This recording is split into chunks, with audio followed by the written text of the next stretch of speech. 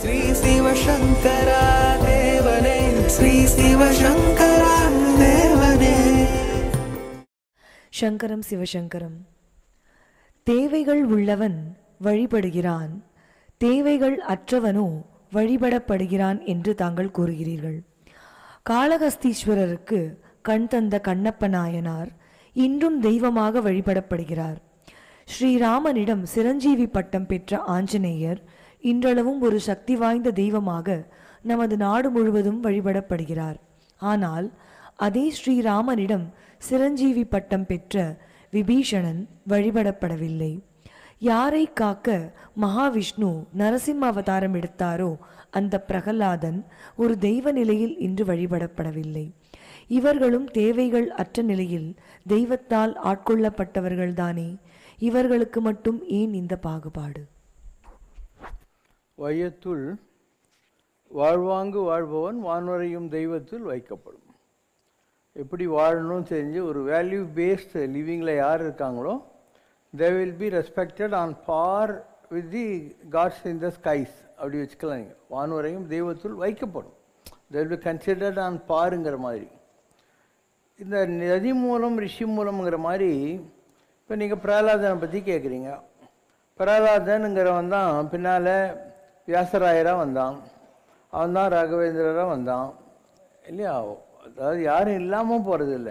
They get in to different containers at different times. So பிரகலாதனாக இருந்தவன் தான் வியாசராயராக வந்து ராகவேந்திரராக வந்தவன். நான் சொல்லியிருக்கேன், ராகவேந்திரராக ஜீவசமாதியில் மந்திராலயத்தில் உட்காந்துக்கிட்டு இருந்த ஆள் தான் ஐயப்பன் ப்ரமோஷன் வாங்கினாருன்னு சொல்லிகிட்டு இருக்கேன் நான். நீங்கள் மந்திராலயம் போனீங்கன்னாவே முதல்ல துங்கபுதிரையில் குளிச்சுட்டு அம்மனை கும்பிடணும். அது யார்? மஞ்சள மாதா. சபரிமலைக்கு போனால் என்ன இருக்குது? மாளிகைப்புறத்து மஞ்சள மாதா. நீங்கள் ராகவேந்திரரை கும்பிட்றீங்க. அப்படி ஒவ்வொன்றுத்துக்கும் ஒரு பழைய ஃப்ளாஷ்பேக் இருக்கும். அதனால் ரீவைண்டு, ஃபாஸ்ட் ஃபார்வேர்டு, ரீப்ளே தான் வாழ்க்கை என்பது. யாருமே இந்த உலகத்தில் புதுசு கிடையாது. எல்லோரும் ஏற்கனவே இருந்தவங்க தான் உலகத்தில் வராங்க. அப்பர் சுவாமி நம்ம சொல்கிறோம். அவர் எங்கே இருந்தார்? கைலாசத்தில் சிவன் கூட இருந்தார். ராவணன் வந்தபோது அவனுக்கு அவர் தான் ஐடியா கொடுத்தாரு, நீ சாமவேதம் பண்ணினா சிவன் மயங்கிடுவாருன்னு. அப்போ நந்தி அவருக்கு கர்ஸ் கொடுக்குறாரு, நீ ஏன் வந்து தேவ ரகசியத்தை ஒரு ராட்சசங்கிட்ட கொடுத்த, அதனால் பூமியில் போய் பிறந்துரு அப்படின்னு சொன்னார். அதனால் அவர் திருவாதூரில் வந்து பிறக்க வேண்டியிருந்தது. இப்படி சுந்தரமூர்த்தி நாயனார் கைலாசத்தில் சிவங்குடியே இருந்தவர். இப்போ கூட ஒரு பாட்டு பாடினாங்க நம்ம கனடா, அழுக்கு மெய்கொண்டு திருவடி அடைந்தேன் பிழைப்பனாயினும் திருவடி பிழையன்னு. அழுக்கான உடம்பை வச்சுக்கிட்டு சாமி உங்கள்கிட்ட வந்திருக்கேன் நான் திருவத்தியில் இருக்கிற ஆண்டவங்கிட்ட பாடுறாங்க. நான் எந்த தப்பு என்ன பண்ணுவேன், ஆனால் உன்னை மறக்க இங்கே தப்பு மாத்திரம் பண்ண மாட்டேங்கிறார்.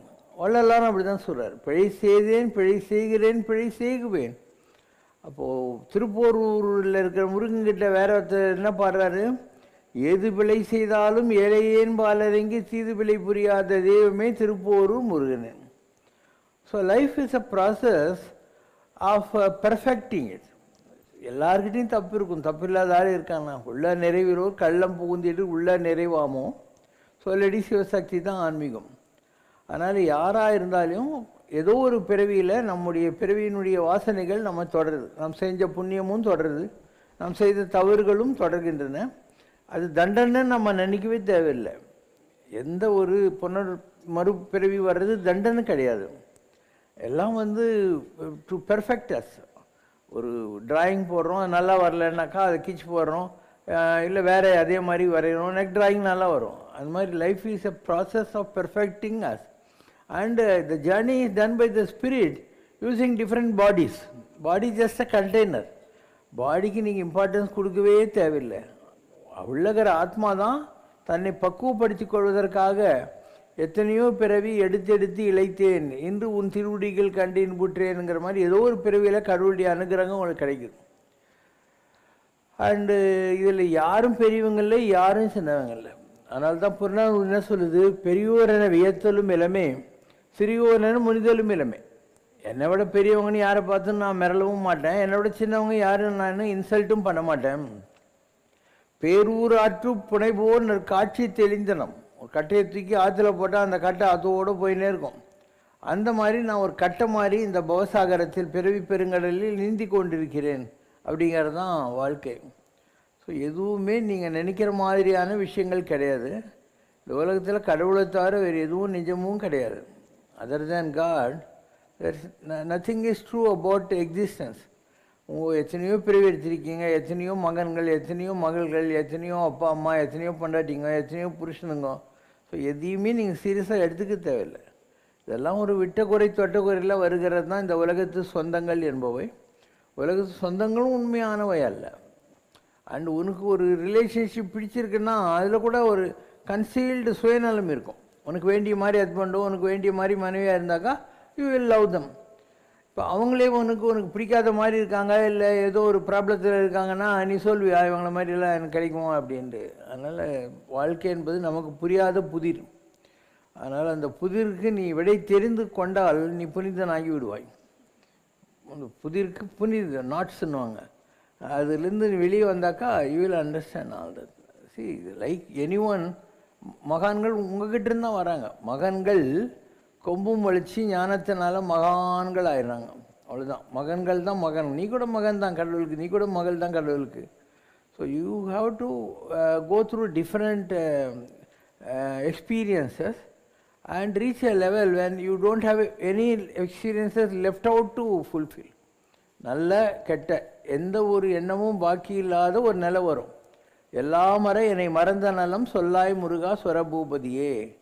நேக்கட் மைண்ட், நிர்வாணம். மைண்டில் எந்த தாட்டும் இல்லைன்னா அதுதான் நிர்வாணம். துணி இல்லாமல் இருக்கிறதெல்லாம் ஃபிசிக்கல். எண்ணங்கள் இல்லாமல் இருக்கிறது தான் ஆத்மாவுக்கு ஒரு பரிபக்குவத்தை கொண்டு போய் சேர்க்கும். இப்போ அதை வாச்சா மகோச்சரம் என்று வேதங்கள் முழங்குகின்றன. எண்ணங்கள் இல்லாத ஒரு நிலை வரும். இப்போ நான் இருக்கேன்னா எனக்கு எண்ணங்களே கிடையாது, சுத்தமாக கிடையாது. என் மைண்ட் ஜீரோ. ஒரு சினிமா கொட்டாய்க்கு நீ போகிற, ஒரு வெள்ளை ஸ்க்ரீன் இருக்குது இல்லையா, அந்த மாதிரி என் மைண்ட். அதனால தான் எதனாலையும் டிஸ்டர்ப் ஆகிறதே இல்லை. நிலையின் தெரியாது அடங்கியான் தோற்றம் மலையினும் மான பெரிது. தன்னுடைய மைண்டில் அப்படியே இருக்கான் இல்லையா, அவன் மலையை விட உயர்ந்துட்டான்னு அர்த்தம். So nothing affects me. ஆனால் உங்களுக்கு ஒரு சின்ன விஷயமே, யாராவது புகழ்ந்தால் சந்தோஷப்படுறீங்க, யாராவது திட்டினா மூஞ்செல்லாம் மாடி போகுது உங்களுக்கு, என்னை இப்படி சொல்லிட்டாங்கன்னு நாள் பூரா நீங்கள் அஃபெக்ட் ஆகிடுறீங்க. அவங்களுக்கு ஏதாவது தண்டனை கொடுக்கணுங்கிற மாதிரியான ஒரு குரோதம் கூட உங்கள்கிட்டருந்து உற்பத்தி ஆகிறது. அதனால் unless you kill your mind, you won't be able to liberate your soul from the body. இந்த பாடிங்கிறது ஒரு ஜெயில். இந்த ஆத்மா என்பது சிறைப்பட்டிருக்கிறது அந்த உடம்பு என்ற சிறைக்குள்ள. The moment your vasanas or desires are over, it's a punishment to come in a human body, though it may look like a big boon. அரிதரிது மானிடர் ஆதரிது. அதுலேயும் என்ன சொன்னால் தானமும் தவமும் தாம் செய்வராயின் வானவர் நாடு வழி தெரிந்திருவேன். ஸோ இட்ஸ் ஒரு ஸ்டெப் முன்னாடி. நீ தேவர்களாக ப்ரமோஷன் ஆகிறதுக்கு ஒரு ஸ்டெப் முன்னாடி அது மனித பிறவி என்பது. அதனால் மனித பிறவி என்பது உனக்கு ஒரு வாய்ப்பு. செல்லான் என்ற தாவர சங்கமத்து புழுவாய் பூச்சியா பாம்பா ஊர்வனா எல்லாம் ஆகி மனுஷனாக வந்திருக்கேன். மனிதனாக நீயா எண்ணங்களை சேர்த்துக்கிற. ஒருத்தர் பிடிக்கவும் பிடிக்காது, இது வேணும் வேணாங்கிற மாதிரி எண்ணங்களை சேர்த்துக்கிட்டே போகிற. அந்த எண்ணங்கள் தான் உனக்கு கண்டினியூஸாக அடுத்த பிறவிக்கு கொண்டு போகிற விஷயங்கள். எந்த எண்ணமும் இல்லாத ஒரு பிளாங்க் மைண்டு வந்துடுச்சின்னு வை, அப்போ யூ ஹவ் எஸ்கேப்டுன்னு அர்த்தம். அதுக்கு மேலே உங்களுக்கு இந்த உலகத்தில் வர வேண்டிய வேலை இல்லை. ஒரு ஃபோன் வாங்குறீங்க, கடையில் போய் ஒரு சிப் வாங்குறீங்க, மெமரி சிப். ஃபோன்லேயும் ஒன்றும் இல்லை, மெமரி சிப்லேயும் ஒன்றும் இல்லை. அதை மெமரியை நீ லோட் பண்ணிக்கிற. உன் ஃபோன் நம்பர்னா அவன் ஃபோன் நம்பர் எல்லாத்தையும் கேட்டு கேட்டு நீயா லோட் பண்ணிக்கிற, நீயா ஃபோனை ரிசீவ் பண்ணிக்கிற, நீயா ஃபோன் அடிச்சுன்னே உட்காந்துக்கிற. ஒரு லெவலுக்கு மேலே தூக்கத்தில் கூட யாராவது ஃபோன் பண்ணுறாங்களான்னு முடிச்சு பார்த்துன்னு உட்காந்துன்னு இருப்பேன். எது உன்னுடைய கன்வீனியன்ஸுக்காக வந்ததோ அதுவே உன்னுடைய டோட்டல் இன்கன்வீனியன்ஸுக்கு காரணமாக ஆகிப்போகுது இல்லையா. நீங்கள் எல்லாருமே செல் வச்சுருக்கீங்க இல்லையா. நான் செல்லே வச்சுக்கிறதில்ல, எந்த காலத்துலையும் வச்சுக்கிறதே கிடையாது. எனக்கு எவ்வளோ காஸ்ட்லி செல்லெல்லாம் வாங்கி கொடுத்தாங்க நிறைய பேர், நான் அவங்களுக்கு திருப்பி கொடுத்துட்டேன், எனக்கு வேணாம் இதுன்ற மாதிரி. இன்றைக்கி வரைக்கும் நான் செல் வச்சுக்கிறதே இல்லை. என் வேலை நடக்காமையாக இருக்குது. நான் ஓரளவுக்கு ஆர்கனைசேஷனை நடத்துறதுக்குள்ள ஒரு இது இருக்குது இல்லையா, தேவைகள் இருக்குது. ஆனால் நான் ஃபோன் வச்சுக்க மாட்டேன், எந்த காலத்துலையும் வச்சுக்க மாட்டேன். ஸோ இதெல்லாம் அவங்க நீடு அண்ட் நோ நீடில் வரும். உங்களை மாதிரியே தான் எனக்கும் கல்யாணம் ஆயிடுச்சு. நானும் ஒரு 25 வருஷம் குப்பை கொட்டினேன். ஒரு பையன் பொண்ணெல்லாம் இருந்தாங்க. And on January 16, 1996, I left my family for good. And I don't even bother. I have not met them. 28 years gone, I have never met. யூஎஸ்க்கு 30 தடவை போயிருக்கேன். என் மனைவி மகெல்லாம் அங்கே தான் இருக்காங்க. I have not met them. See, ஒரு வெள்ளரி பழம் மோட்சம்னு ஒன்று இருக்குது. வெள்ளரி பழம் காம்பிலேருந்து கண்டு கீழே தானாக விடுமா. அந்த மாதிரி உனக்கு ஒரு டைம் வர்ற போது வாழ்க்கையில் இதெல்லாம் இல்லாமல் போயிடும். எண்ணங்கள் இல்லாமல் போயிடும். எந்த ஒரு பந்தமும் இல்லாமல் போகும்.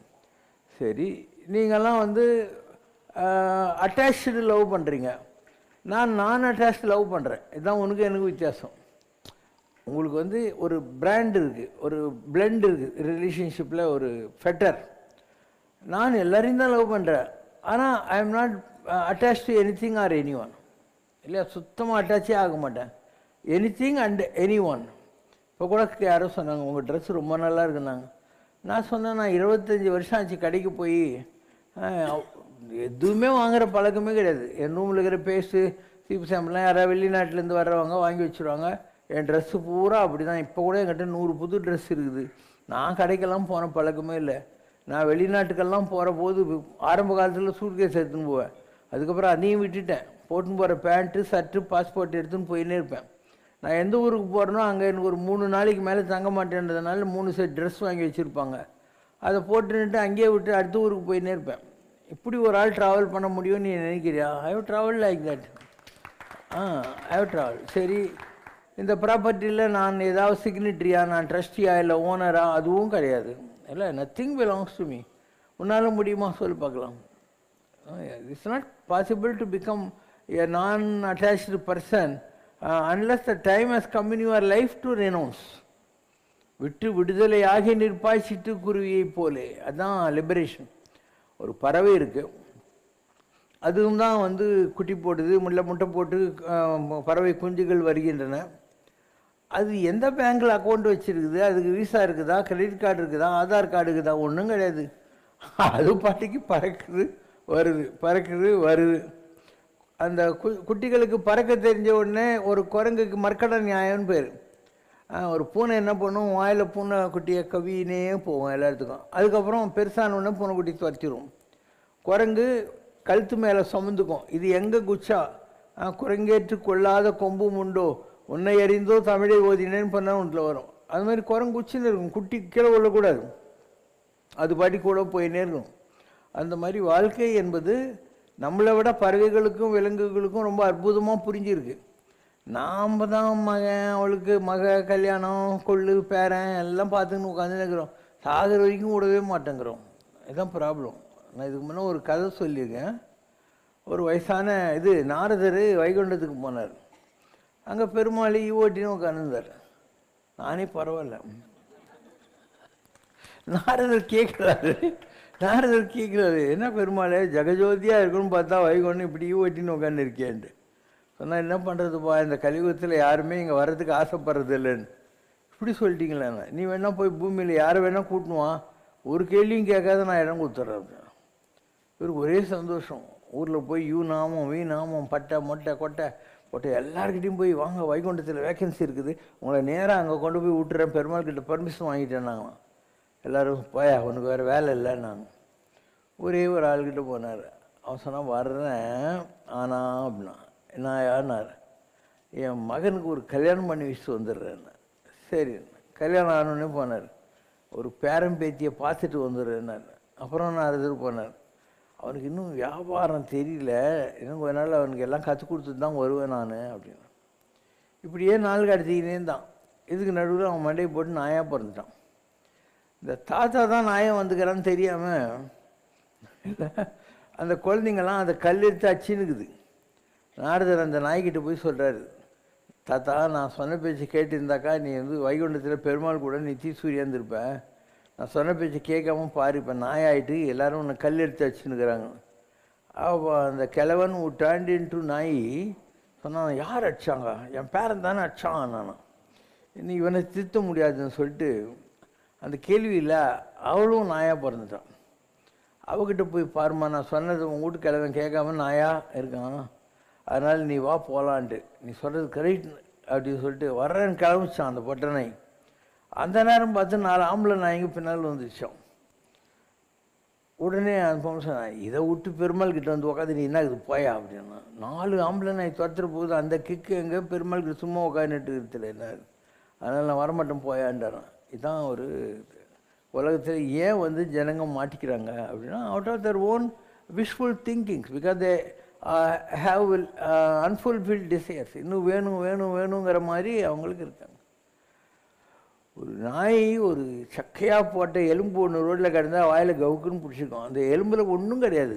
இது அந்த எலும்பு இப்படி கட்சி அப்படி கட்சி, இதனுடைய வாயில் இருக்கிற தொங்கு சதை வாயில் வந்து கொஞ்சம் ரத்தம் வந்து சீவு வந்து இந்த நாய் எலும்பில் ஏதோ இருக்குதுன்னு சொல்லிட்டு இது பண்ணுவோம். அதனால் இன்னொரு விதமாக சொல்லுவாங்க, நாய் பெற்ற தேங்காம்பழம்னுவாங்க. தேங்காய் நாய்கிட்ட கட்சா உருட்டினே தான் இருக்கும், சாப்பிடவே சாப்பிடாது. யானை என்ன பண்ணும், விளாம்பழத்தை முழுங்கிட்டு அந்த சக்கையாக அந்த இதோட ஷெல்லோட போட்டுரும், ஆனால் உள்ளக்கிறது உறிஞ்சிடும், அப்படியே விளாம்பழத்துக்குள்ளக்கிறது உறிஞ்சிடும். மாதிரி வாழ்க்கையில் ஒவ்வொருத்தருக்கும் ஒரு விதமான அனுபவங்கள் வரும். யார் ஒருத்தர் எண்ணங்களை விடுறாங்களோ அவங்க தப்பிச்சிடுவாங்க. எண்ணங்களே இருக்கக்கூடாது. எல்லாம் மரன்றது அதுதான், எந்த தாட்டும் இருக்கக்கூடாது, நெய்தர் பாசிட்டிவ் நார் நெகட்டிவ். வெங்கட்ராமனுங்கிற பையன் அப்பாவை தேடி அருணாச்சலத்துக்கு வர்றான்.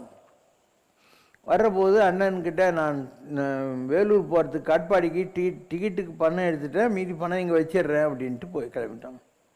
வர்ற வழியில் முருகப்பெருமான் ஒரு வயசான முஸ்லீம் மாதிரி வராரு.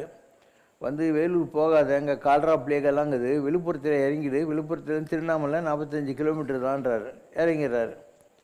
அப்போ ஒரு கோயிலுக்குள்ளே போய் நைட்டு படுத்துன்னு இருந்துட்டு காத்தால் எழுந்திரிச்சு அந்த கோயில் பிரசாதத்தை சாப்பிட்டு திருவண்ணாமலைக்கு போகணும். இல்லை அவர்கிட்ட ஒன்றுமே இல்லை.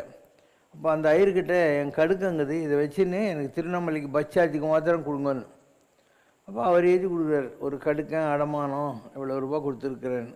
வெளியே வந்தோடனே நம்ம தான் திருப்பியும் ஊருக்கே போகிறது இல்லையே அப்படின்னு அந்த சீட்டை கிழிச்சி போட்டார். இதுதான் வெங்கட்ராமனாக இருந்து ரமண மரிஷியா ஆகிறதுக்கு அவருடைய இது. உங்கள்கிட்ட ஒரு 1,00,000 ரூபா இருக்குது, அது நீ 1 ரூபா நோட்டாக வச்சுன்னு இருந்தால் ரொம்ப கனமாக இருக்கும். 10 ரூபா நோட்டாமான்னா குறையும், 100 ரூபா நோட்டுனா இன்னும் குறையும், 1000 ரூபான்னா இன்னும் குறையும். எதுக்கு ஒம்புன்னு பேங்க்கில் போய் ஒரு 10 ரூபா கொடுத்து ஒரு பேங்கர் செக்கு டிடி வாங்கி ஜோபியில் வச்சுக்கினேன்னா அதில் இதே கிடையாது, லோடே கிடையாது. என்றைக்கு உனக்கு வேணான்னு தோறுதோ ரமணர் அந்த அடமான பத்திரத்தை கிழிச்ச மாதிரி அந்த டிடியும் கிழிச்சு போடு, அதுக்கப்புறம் நீ உலகத்துக்கு திருப்பி வர மாட்டேன். இதுதான் வாழ்க்கை. வாழ்க்கையில் எல்லாமே கண்டினியூஸ் தான், ஒரு பிறவியில் வர்றது இல்லை. எந்த ஒரு ஆசா பாசங்கள், ஆசா நுகலம் துகளாயினவின் பேசா அனுபூதி பிறக்கும். அதனால் you have to finish your வாசனஸ்.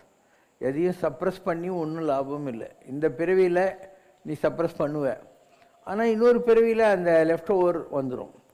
So இந்த பிறவியில் நீ சின்ன வயசில் ஒரு வைராக்கியத்தோடு போய் ராமகிருஷ்ண மடத்தில் அங்கங்கே சாமி ஆகிறேன்னு சேருவேன். ஆனால் ஒரு 10 வருஷம் கழித்து ஒரு செட்டில்டு மைண்டில் இருக்கிற போது உனக்கு திருப்பியும் பழைய ஆசைகள் எல்லாம் வர ஆரம்பிச்சிடும். அதனால் எந்த ஒரு எண்ணமும் முடிச்சுட்டு நீ தேடினா சீக்கிரம் கிடைக்கும்.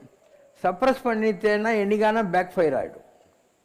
It's better to lead a normal life, finish with your desires. And எந்த எண்ணமும் இல்லாத ஒரு நிலை வரும்போது உனக்கு வேறு என்ன இருக்குது, nothing is there in your mind which you are going to miss. இதுதான் கரெக்ட் ப்ரிஸ்கிரிப்ஷன். இந்த ப்ரிஸ்கிரிப்ஷனில் வந்தவங்கலாம் தப்பு பண்ணுறதில்ல. முடிஞ்ச அளவுக்கு வைஷ்ணவத்தில் குடும்பம் நடத்தி குழந்தை குட்டி பெற்றவங்க தான் ஜியராக வர முடியும். ஏன்னா வென் யூ டூ உபாசனா ஒரு குறிப்பிட்ட நேரத்தில் உனக்கு அப்சல்யூட் காம விகாரம் வரும்.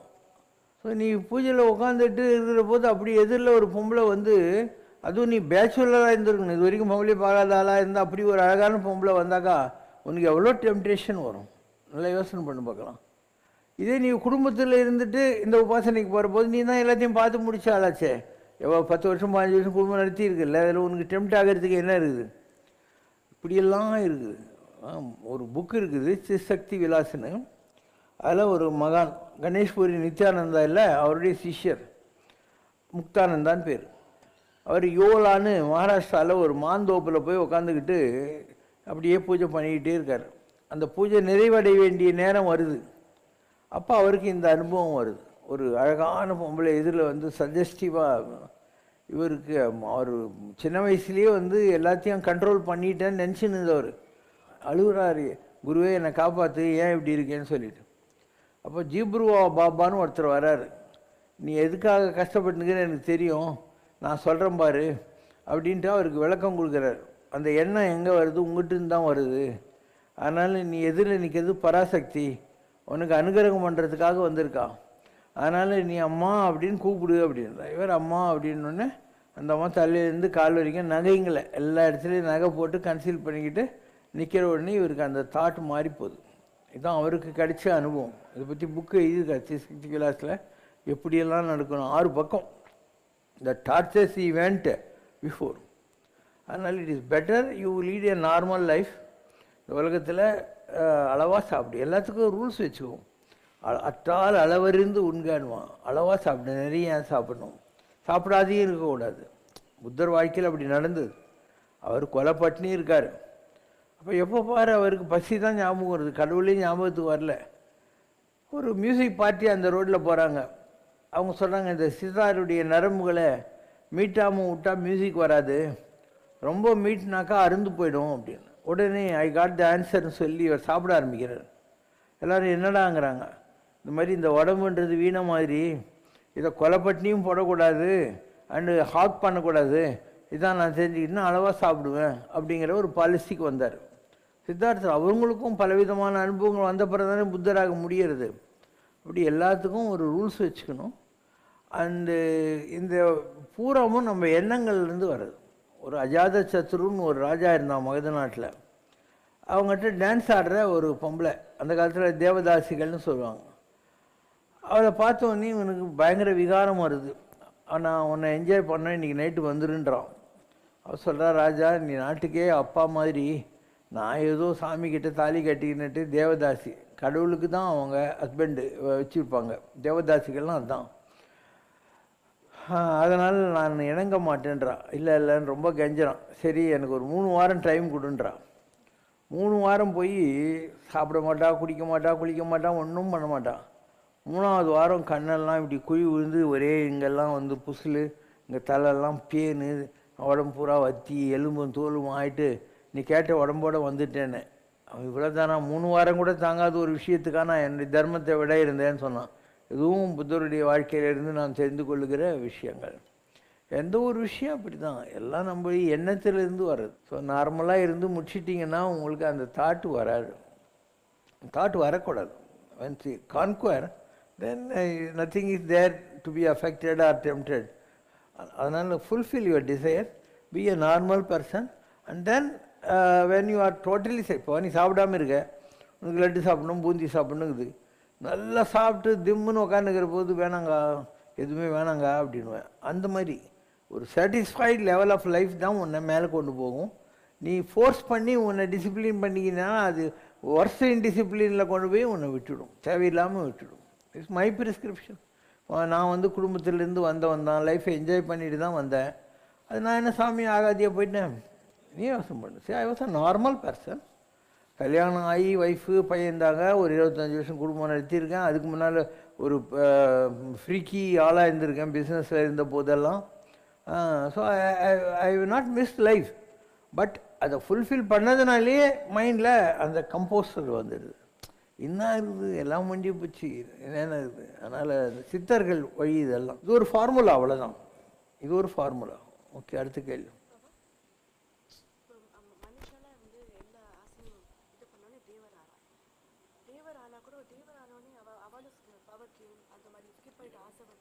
என்ன கேட்குறாங்க, மனுஷங்க தானமும் தவமும் செய்து தெய்வர்கள் ஆகிறாங்க. ஆனால் எத்தனையோ தேவர்கள் அவங்களும் ஆசைகள் எல்லாம் வச்சு திருப்பியும் பூலோகத்தில் வராங்க அப்படின்னு புராணங்களையும் இருக்குது. கரெக்டு தான் அது. என்று நீ அன்று நான் உன் அடிமை அல்லவோ என்கிறார் தாயுமானவர்.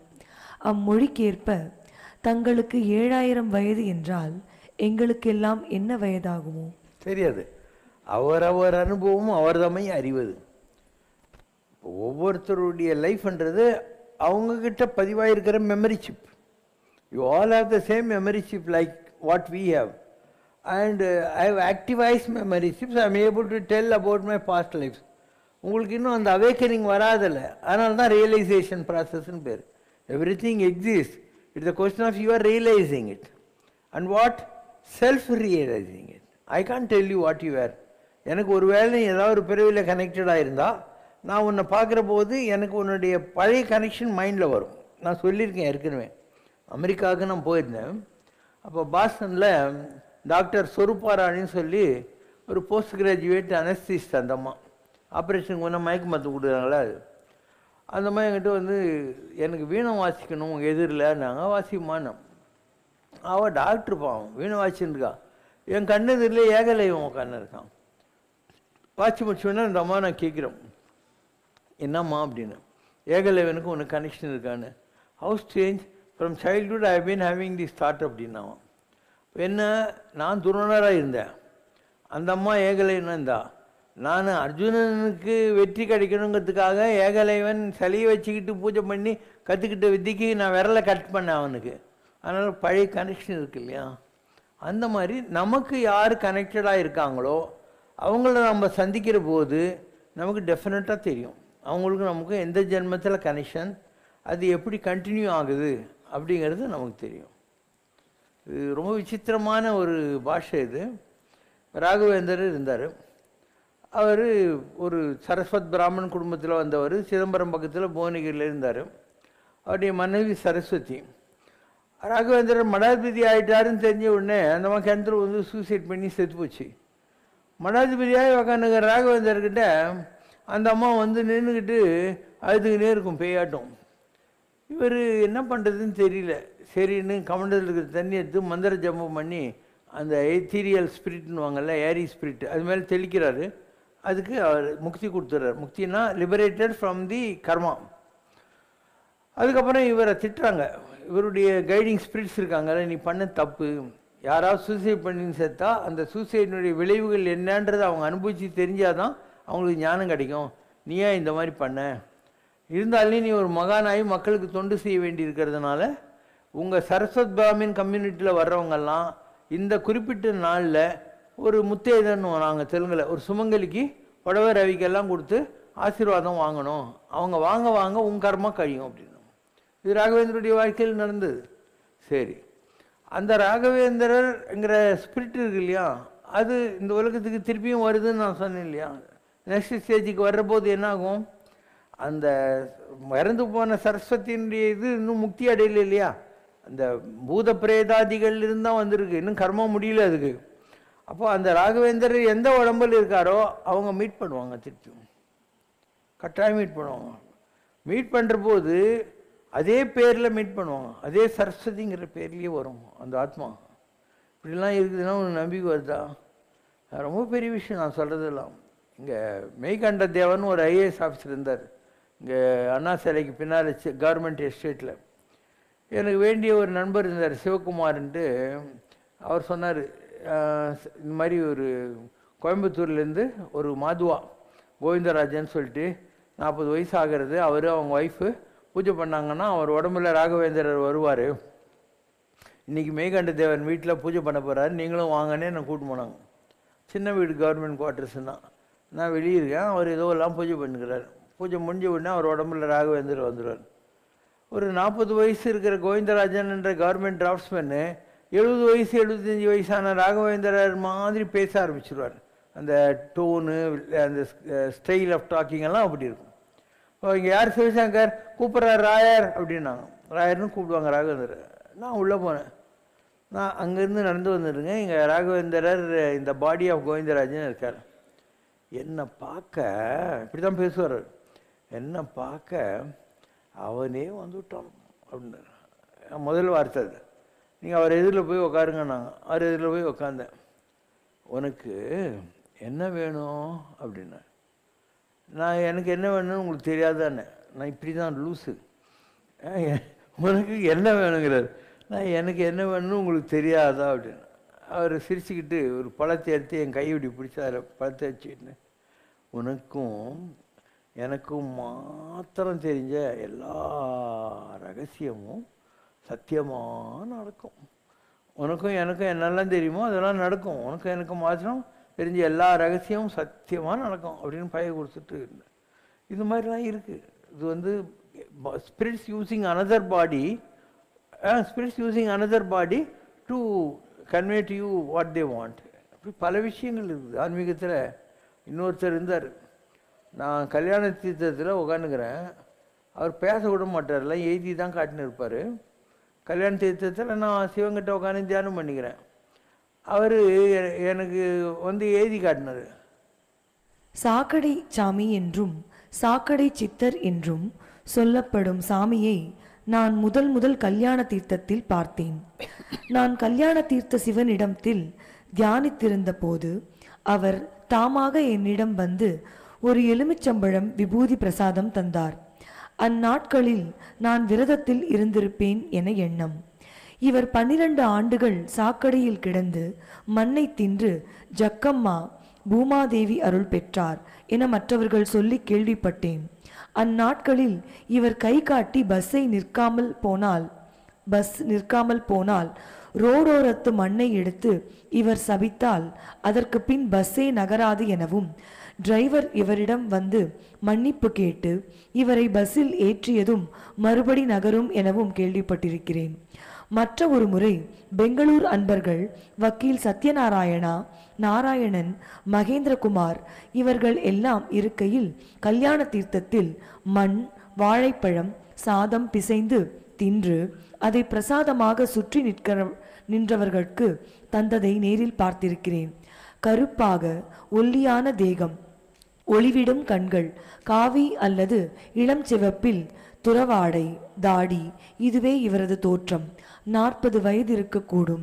பொதுவாக க்ஷேத்ராடனம் செய்யா நாட்களில் குற்றாலம் செண்பகாதேவி கோவில் அருகே ஆசிரமத்தில் இருப்பாராம். கல்யாண தீர்த்தத்தில் முதன்முறை என்னை சந்தித்த பின் எனது சென்னை முகவரிக்கு அவராகவே ஒரு கடிதம் எழுதினார். அக்கடிதத்தில் அவரது வழிபடு தெய்வமான கன்னி ஈஸ்வரி அனுகிரகத்தால் எனக்கு கடிதம் எழுதுவதாக குறிப்பிட்டு பிரசாதம் அனுப்பினார். அதற்கு பின் பழனியிலிருந்து மற்றொரு கடிதம் சிமிலர் சென்டிமெண்ட்ஸ் கொண்டது எழுதினார். இந்த சந்திப்புகளுக்கு பின் இதுவரை நான் அவரை மறுபடி சந்திக்கவில்லை. அப்படி சாக்கடை சாமியார் எனக்கு முதல் எழுதிய கடிதம் இது. ஐயப்பன் துணை, விநாயகமூர்த்தி துணை. சிவசங்கரருக்கு அனுகிரகம் இருக்கிறது. உலக விஷயம் தெரிந்தவர், நன்மை துன்மை அறியும் சக்தி உள்ளவர், ஃபியூச்சர் பவர் இருக்கிறது, மனோன்மணி சிந்தனை உள்ளவர், தமிழ் மொழியை பற்றி சமஸ்கிருதத்தை பற்றி விஷயம் தெரிந்தவர், தவயோகி பற்றி ஆத்ம சக்தி பெற்றவர், குருவாக்கு பெற்றவர், அறியும் சக்தி உள்ளவர், பூமி பற்றி தன்னை மீறின ஃபியூச்சர் பவர் உள்ளவர், எதிர்காலத்தையும் கடந்த காலத்தையும் பற்றி சிந்திக்கும் திறன் உள்ளவர், தவ ரிஷி. கன்னி ஈஸ்வரி அனுகிரகத்தினால் உனக்கு கடிதம் எழுதுகிறேன். உன்னிடம் சங்கர நாராயண மும்மூர்த்தி குடியிருக்கிறார். நாராயணன் குடியிருந்து அனுகிரகம் கிடைக்கிறது. இன்றிலிருந்து தொழில் விருத்தி கிடைக்கும், செல்வங்கள் கிடைக்கும், வாகனங்கள் வாங்க வேண்டிய நேரம், பேரும் புகழும் உள்ளவன் பகவானே உனக்கு அனுகிரகம் செய்கிறார். உனக்கு பகவான் அனுகிரகத்தால் தபால் எழுதுகிறேன். நீங்கள் நல்லா இருக்க ஆசிர்வாதம் பண்ணுகிறேன். நல்ல காரியங்கள் நடக்கும். நல்வாழ்வு வாழ தவம் செய்கிறேன். அதுக்கு முன்ன 2-3 சித்தர் பேர் சொன்னேன். என்ன பேரு? ஆனைமலை சித்தர்னு ஒருத்தர். படி.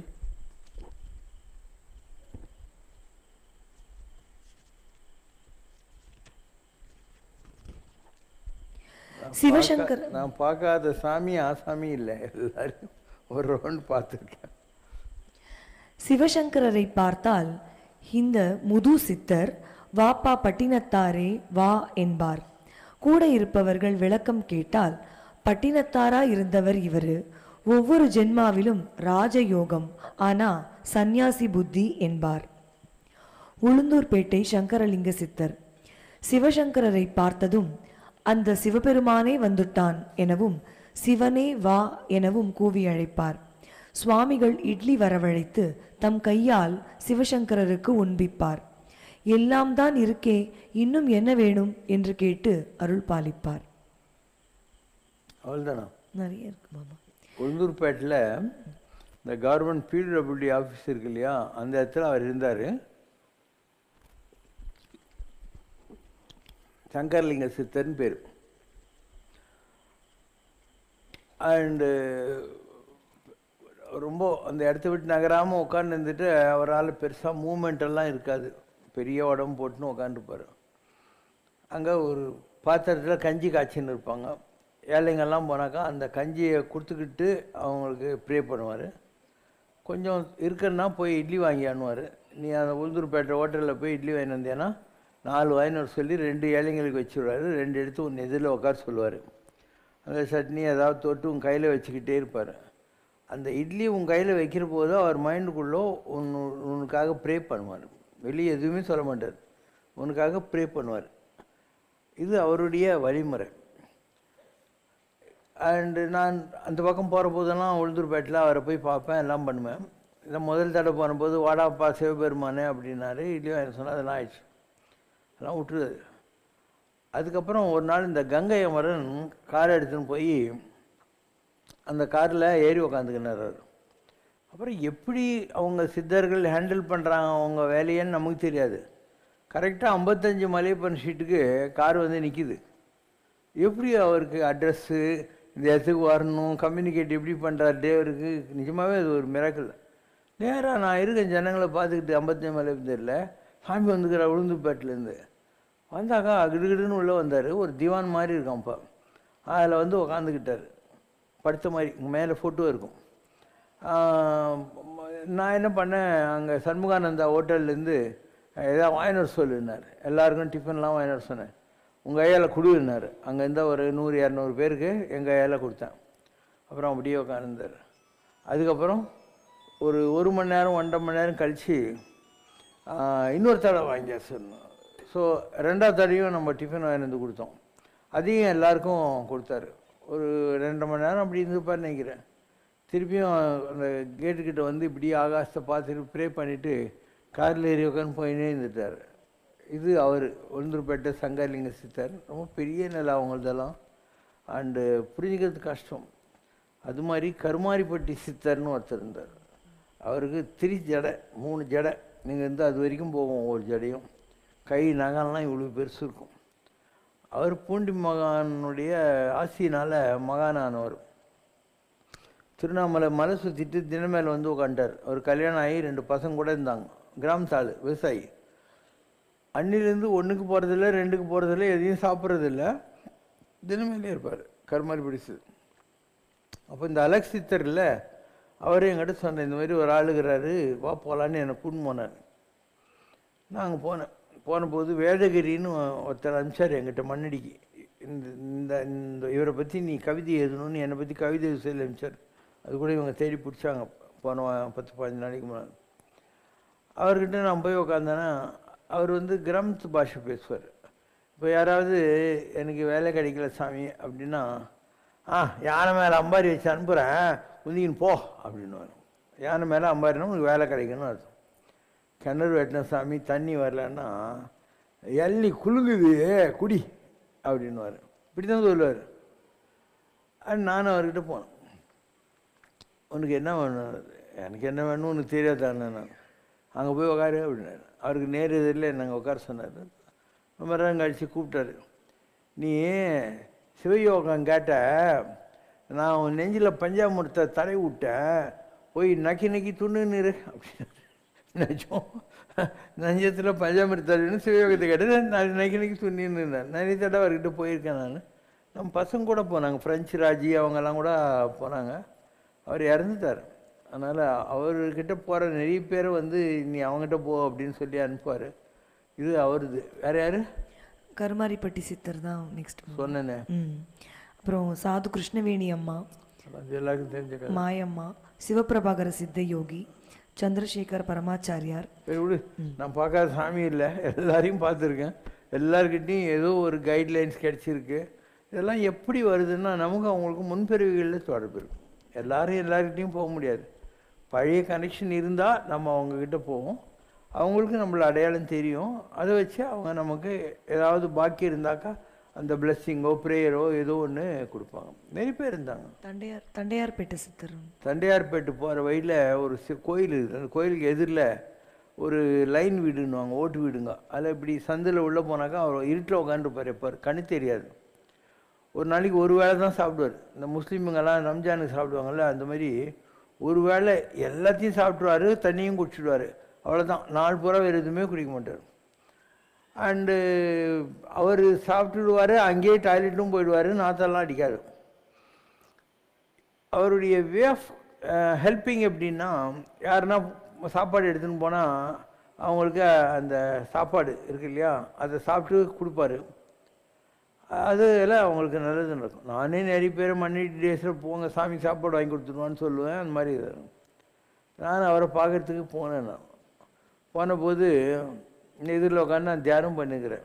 இல்லை யார் அவன் ஏன் இடத்துல உட்காந்து படிக்கிறதுனா தியானம் பண்ணுறது, ஏன் இடத்துல உட்காந்து படிக்கிறது, உன் இடத்துல நீ படி, என் இடத்துல நான் படிக்கிறேன் அப்படின்னா.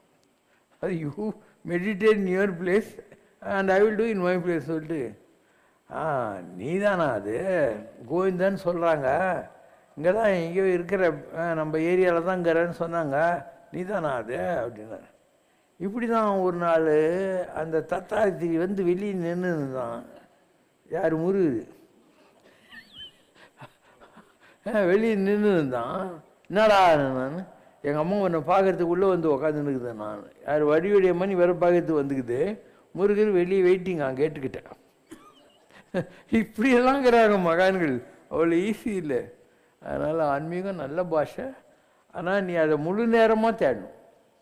நீ ஏதோ ஒரு பேஸ்ட் டைம் மாதிரி தேடினா எனக்கு கிடைச்ச அனுபவங்கள் உனக்கு வராது. முழுக்க முழுக்க என்ன ஆனாலும் பரவாயில்லன்றதை நீ ஒரு எய்மாக வச்சுக்கிட்டு தேடினியானா அனுபவங்கள் எல்லாருக்கும் வரும். உலகத்தில் எல்லாருக்கிட்டையும் அதே கடவுள் தான் இருக்கான்.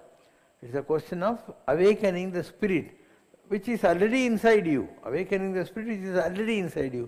அந்த அவேக்கனிங்க்கு யூ ஷுட் பி ப்ரிப்பேர்ட். ஒரு பூமியில் நீ பயிர் பண்ணோன்னா என்ன பண்ணோம், பூமியை கொத்தி உழுது உரம் போட்டு தண்ணி ஊற்றி அதில் விதைக்கணும், அப்போ தான் விதைக்கும். அதே மாதிரி ஒரே இடத்துல விதைக்கணும், சும்மா இங்கே அங்கெல்லாம் போகக்கூடாது. இந்த இடத்துல குழி இங்கே செடி இப்படி போட்டாக்கா வராது. அதனால் வேறெவர் யூ சீடட், எங்கே விதைச்சோ அங்கே wherever you seeded, you should spend it, mend it, manure it, then the blossom will come. It's a process. ஆன்மீகன்றது இன்றைக்கி நான் ஜாலியாக ஊஞ்சல் உட்காந்து அட்ரஸின்னு இருக்கேன் நீ நினைக்கூடாது. பாடுபட்டால் தான் வரும். எந்த ஒரு விஷயம் பாடுபடாத வராது. நான் நிறைய பாடுபட்டேன், அதனால் வந்துச்சு. விதவிதமான அனுபவங்கள் வந்தது. கொஞ்சம் அனுபவங்கள்லாம் ஏற்கனவே சொல்லி புக்காக வந்துருக்குது. இன்னும் சொல்ல வேண்டியது கூட நிறைய இருக்கும். நான் சோம்பேறி, உட்காந்துன்னெல்லாம் எழுத மாட்டேன். எப்பயுமே உட்காந்து எழுதுகிற பழக்கமே எனக்கு கிடையாது. ஏதோ ஒரு 2 புக்கு தான் நான் உட்காந்து எழுதினேன். நைட்டு 8 மணிக்கு உட்காந்தேன்னா வெடிகாலக்குள்ளே அந்த புக்கை எழுதி முடிச்சுடுவேன். ரத்தினகிரி சாமியாரை பற்றி மோனத்தவமல்லின்னு ஒரு புக்கு இல்லையா, அது அப்படி எழுதுனது தான், ஓவர் நைட்டு எழுதுனது. அப்படி சில நேரங்களில் அந்த உத்வேகம் இருந்தால் பண்ணுவேன், இல்லைன்னா வாயில் நான் சொல்கிறத டைப் படித்து அப்படியே எடிட் பண்ணி என்கிட்ட கொண்டாந்து விட்ருவாங்க. அப்படி தான் என்னுடைய புக்கெல்லாம் வரும். நம்ம சமரஷ்ணா மேக்சின், மாஜோதி எல்லாமே இப்படி வந்தது தான். உட்காந்து எழுதுறது 1 or 2 புக்ஸ் தான். எல்லாரை பற்றி எழுதியிருக்கேன் நான். இரும்பு தெரு கரும்பு மகான் அப்படின்னு லிங்கிச்செட்டி சாமி பற்றி எழுதியிருக்கேன். உலகத்தந்தை கோடி மகான்னு அவர் எழுதியிருக்கேன். பரமாச்சாரியார் ஆன்மீக தொழிற்சாலைன்னு அவரை பற்றி எழுதியிருக்கேன்.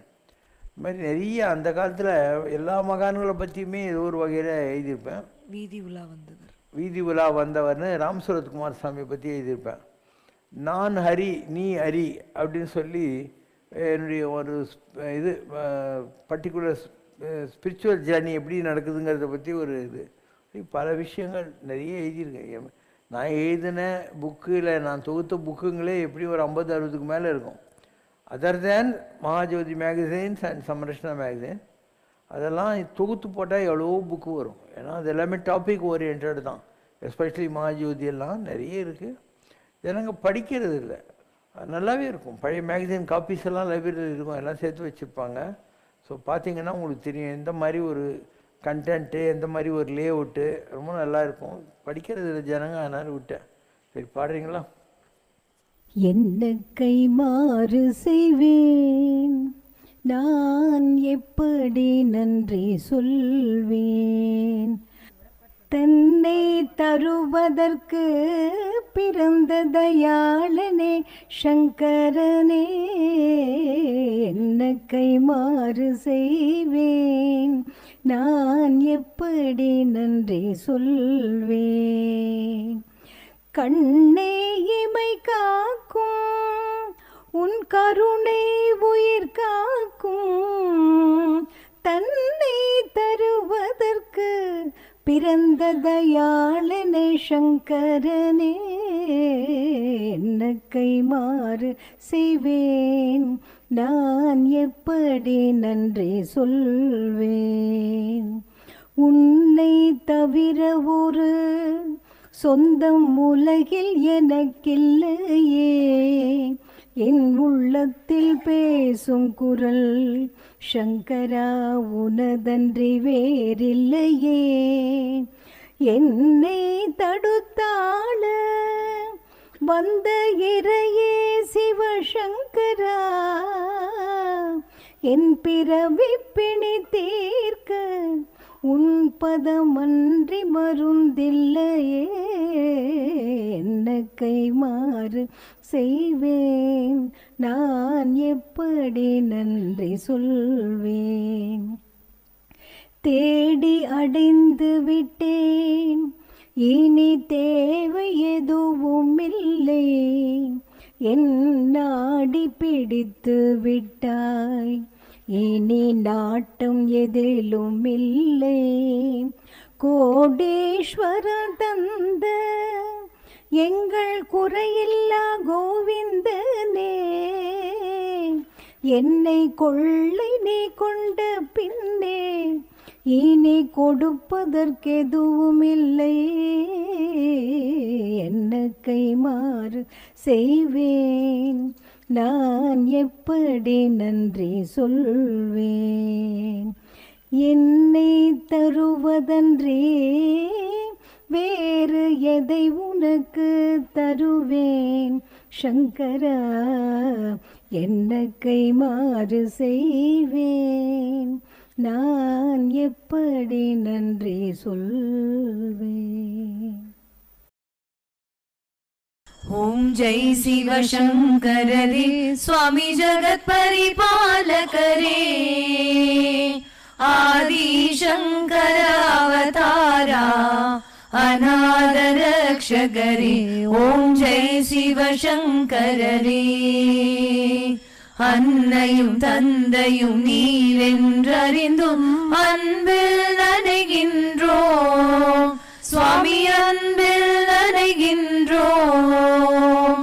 ஆசானும் இறையாகிய தேவா நின்னடி பணிகின்றோம். ஓம் ஜெய சிவசங்கரரே.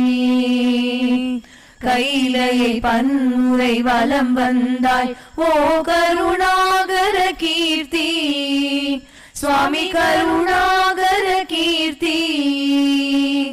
மயிலையில் நின்று வரம் தருகின்றாய் மங்களகர மூர்த்தி.